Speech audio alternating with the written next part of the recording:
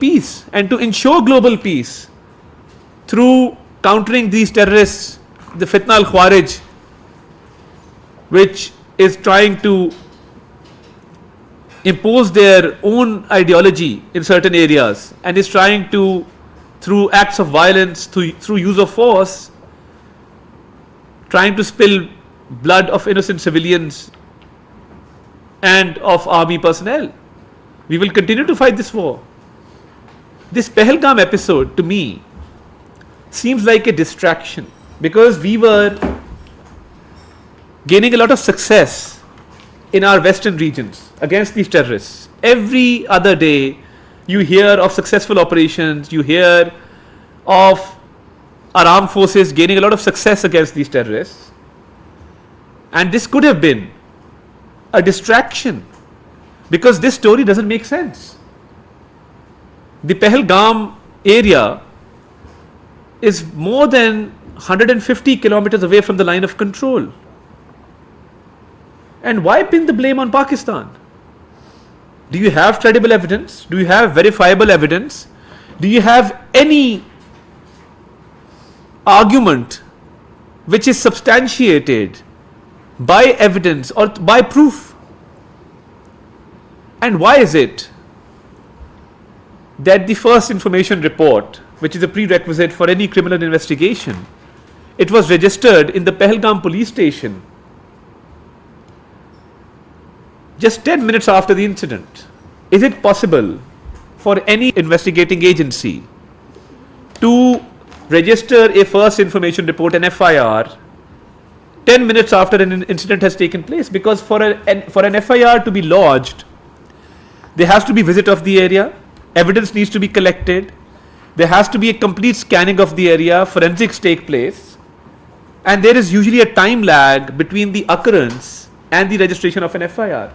So why is it that right after 10 minutes an FIR is registered and the blame is put on Pakistan and it is said that it has been sponsored from across the border? The reason that we have called for an independent, impartial and transparent inquiry is because our hands are clean. How can a state which is the frontline state in the war against terrorism be responsible for such events? So I think our eastern neighbor was quick to jump to conclusions, and this false FIR episode actually proves my point that somehow they had preconceived notions about this incident, and maybe the purpose was to pin the blame on Pakistan. And Pakistan being a responsible state, Pakistan being a peaceful state, Pakistan being desirous of world peace, we've had very good relations with all other neighbors. We have very good alliances globally. We're a responsible member of the UN Security Council. And let me also reiterate that Pakistan has got majority of votes when it got elected as a non-permanent member of the UN Security Council. We received an overwhelming majority of votes to be elected to that position. And why is it that the Indian state-sponsored terrorism, we have credible evidence of India's involvement in Balochistan, in Khyber Pakhtunkhwa, in harboring, funding these terrorists, in supporting these terrorists, and their extremist ideology through which they are encouraging their people to attack our foreign missions. A very unfortunate incident took place in London. Our High Commission was attacked twice. Stones were pelted. And the people who are responsible are being sponsored by the Indian state and the Indian agencies. And it's very easy to counter a handful of people. But we are peaceful people. But whatever they did, and arrests were made by the London Metropolitan Police, those people have been apprehended. But that is the kind of mindset that the Indian state has of attacking foreign missions in a foreign country if you can kill people internationally in Canada and US, then nothing will stop you from attacking a few foreign missions. But let me reiterate, they shouldn't at all mistake our words for our weakness. Pakistan has always defended itself. Pakistan will always defend itself. Pakistan has the capacity to respond effectively, like we did in the aftermath of the Pulwama incident, in the aftermath of the Pahalgam. And we are good hosts, so we also served a very fantastic cup of tea on the way out. So, my point is that Pakistan has the capacity and the capability of defending itself very well.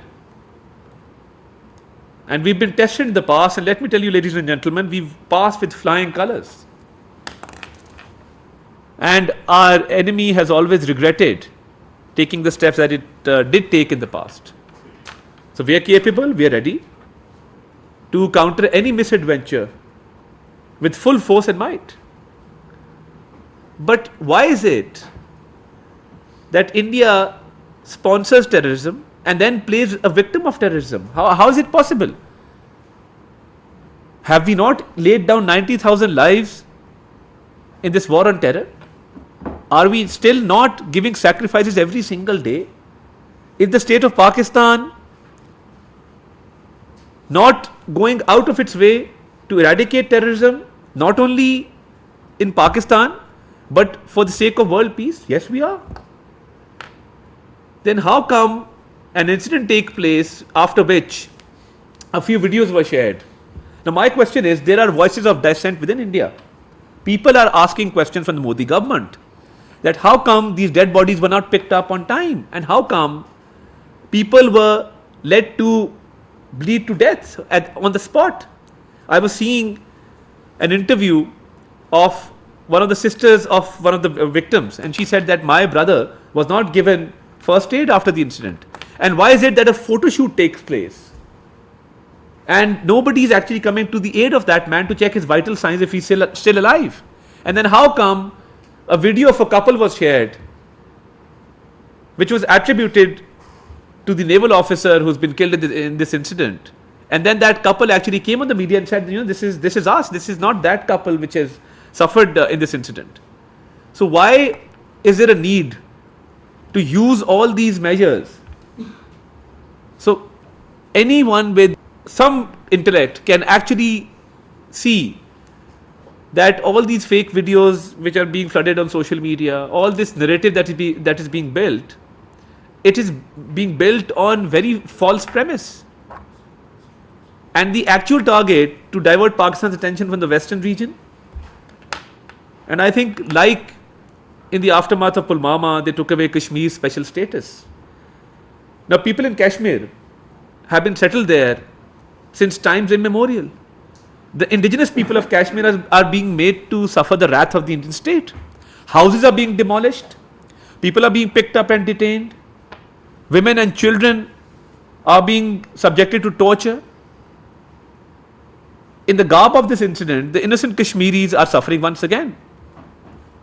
And we will and we shall continue to support the right of the Kashmiri people according to the UN resolutions to self-determination. Morally, politically, diplomatically, we shall continue to do so, because that is an indigenous movement. The people want their rights. They are being denied their fundamental rights. And right after this incident, the atrocities that are taking place in Kashmir, they're the worst kind of atrocities that you can imagine. So one ponders that why is it that right after this incident, you build up a narrative against the Kashmiri people, you try to distract Pakistan from its western borders and from its western region, and you're subjecting the Kashmiris to the worst kind of treatment possible. And why wasn't security provided in that area when you have 900,000 security personnel of your armed forces in Kashmir? Then why was there no deployment in Pahalgam being a tourist spot? I'm in my own right, I want to ask this question. You can deploy 900,000 security personnel in Kashmir to subjugate the Kashmiri people, but you can't provide security for your own people in that region. And without proof, you pin the blame on Pakistan. Why shouldn't the blame be pinned on you? Is my question. It seems to me that this whole episode was done for one of the most valuable resources these days, and that is water. Climate change has affected the world. And let me tell you, sitting in Pakistan, we contribute less than 1% of carbon emissions globally. And when it comes to suffering the consequences of climate change, we are one of the worst affected countries in the world. We've seen floods in the recent past, 2 years back. I've personally seen the flood of 2010, which wreaked havoc. Billions of dollars of loss occurred. Thousands of lives were lost, livelihood, houses. So, water is an issue, climate change is an issue. And to say that we will suspend the Indus Water Treaty seems to me as an immature and a very childish step. Because I, being a student of law, I've studied some public international law. And I've also studied the law of treaties. What does the law of treaties tell you? What does the law, public international law tell you? That when there are two parties in a treaty and they agree with mutual consent and they come to common terms and they sign a certain treaty, then that treaty cannot be revoked, suspended or terminated unilaterally. It has to be done with mutual consent. And I was just reading an article by an Indian journalist. I would not like to name him because he's obsessed with Pakistan, tweets 20 times a day, and he has actually criticized his own government and said that the Modi government could not have done this. And Pakistan is an agrarian economy. You very well know that. Agriculture is the backbone of our economy, our exports. And I think this has been done to affect Pakistan's economy and the livelihood of its people, because majority of our people reside in the rural areas, and their livelihood is dependent upon their crop, upon their livestock. This is very unfortunate that you would attempt to suspend a treaty, the right of which you don't have. You don't have the right to suspend that treaty. This was something which has been done prematurely, without consulting legal experts, without actually reading the treaty, which actually has a clause which says that this cannot be done unilaterally. So if you want to usurp Pakistan's water, you don't have that right legally. You don't have that right as per the international best practices, the international law, the law of treaties. You can't do that. This has been seen as an act of usurpation. This has been seen as an unfair and unjust measure. And when the National Security Committee met, and the Prime Minister also made it very clear that any attempt to divert or stop Pakistan's water will be responded to with full force and full might. And the National Security Committee has already said that this will be an act of war. So I think in this whole episode, where Pakistan has acted very responsibly as a member state of the United Nations, as a state which believes in peace, as a state which is the frontline state against the war on terror, and to take a step like this against Pakistan to stop its water, which cannot be done at all, it cannot be done legally, it cannot be done practically, then Pakistan has the right to respond. So I think overall, in this entire situation, where Pakistan has also made an offer to investigate this incident, being one of the biggest victims of terrorism, we are very clear that any misadventure will be responded to. We are very clear that our valuable natural resource being water, any attempt to divert or to stop that water will be responded to in a very strong manner. But having said that, the Indian propaganda, their nefarious designs have been exposed, because now the Sikhs are speaking up and they're saying that we will not fight against Pakistan. The minorities are speaking up. The opposition in India is speaking up. And today, I speak to you not as a member of PMLN. For us now, we are a unified voice. We stand for Pakistan. We stand with Pakistan. We will not speak as PMLN, PTI. We will not speak as People's Party. We will not speak as JUI, ANP, MQM. We will speak as Pakistanis. A unified voice is going out, but in India, there are voices of dissent, people who disagree, people who are raising questions as to the security lapse that has taken place, people who are raising questions regarding the intelligence failure, people who are raising questions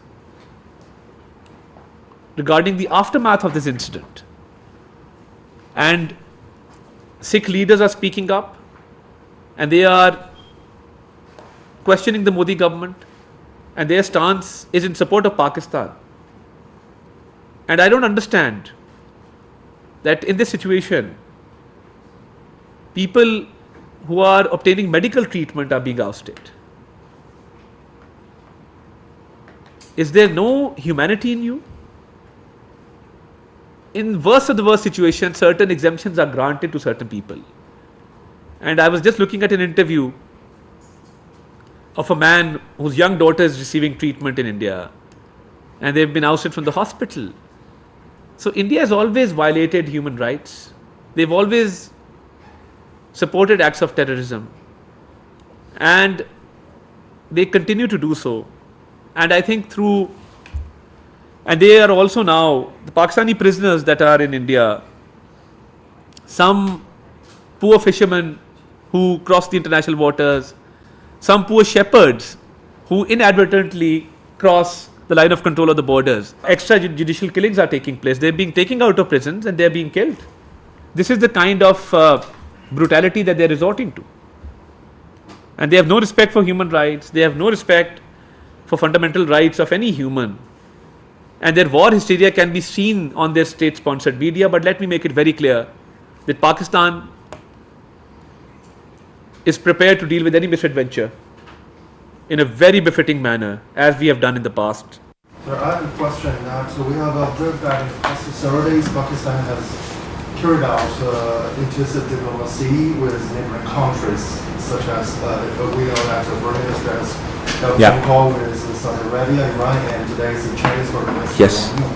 So how do you evaluate the outcome of these diplomatic efforts? This is my first question. Thank you very much. We've had a couple of diplomatic conversations. The DPM and the Foreign Minister obviously spoke to the Chinese Foreign Minister today. Had a very good dialogue with the Chinese Foreign Minister.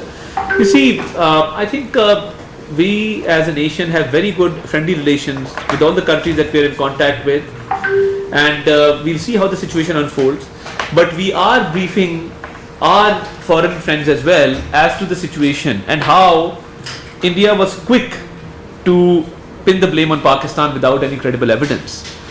And we are extremely thankful to our friends who are reaching out to us. And India will need to do a lot of effort to actually prove their case. They've just, made an accusation, but they have nothing to back their accusation. These diplomatic talks are going on. Yesterday, the president of Iran had a conversation with our prime minister. So I think these conversations go on, but in these circumstances, the frequency has increased.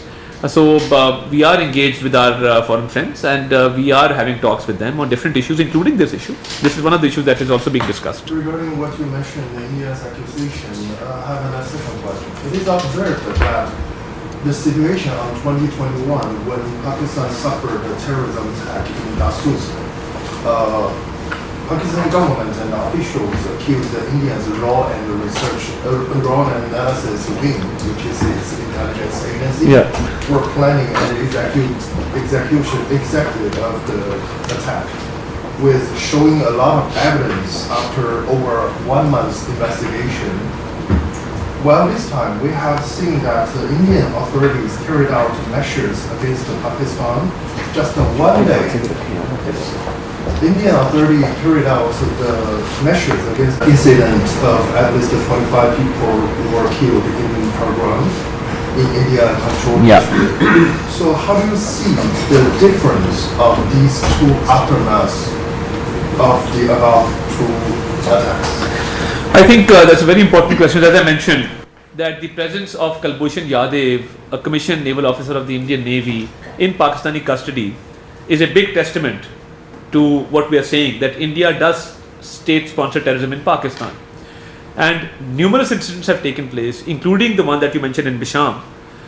And we have, regarding many incidents, we have credible evidence of many incidents. And I'm saying many, I'm not naming any incident, I'm saying we have evidence in many incidents of Indian involvement. And we have incriminating, irrefutable, undeniable evidence of Indian involvement. I will keep a separate session on this day after tomorrow. I will request you again in a day's time. I'm just collating that data. I will present to you data of clear Indian involvement in acts of terror and incidents of terrorism in Pakistan.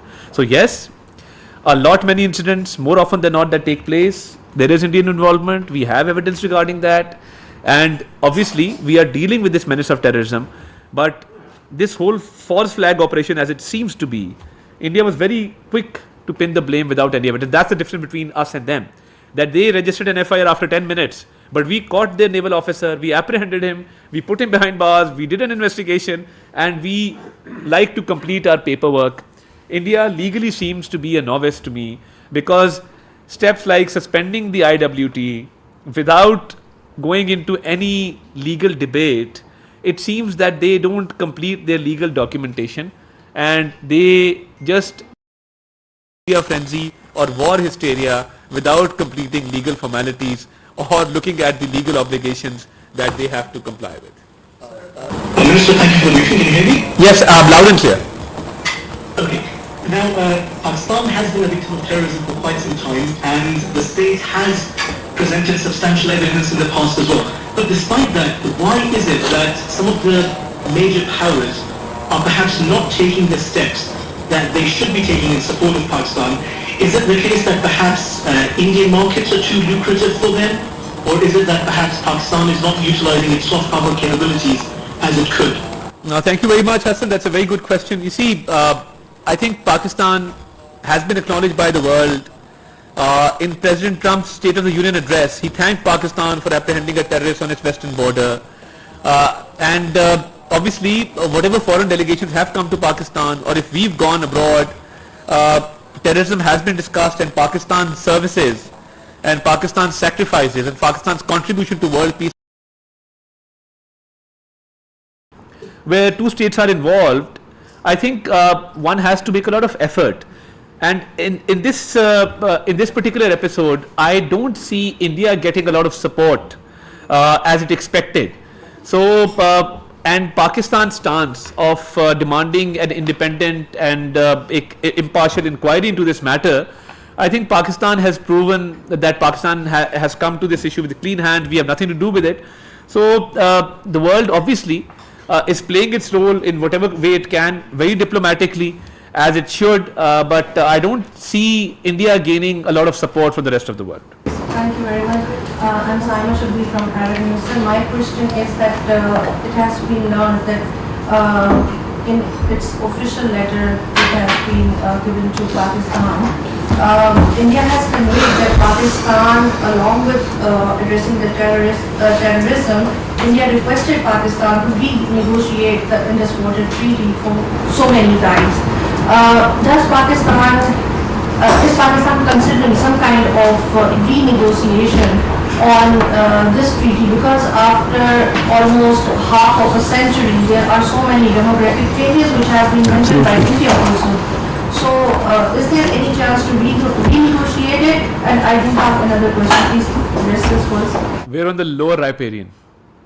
Being on the lower riparian, we have more rights, and we are entitled to more water being on the lower riparian.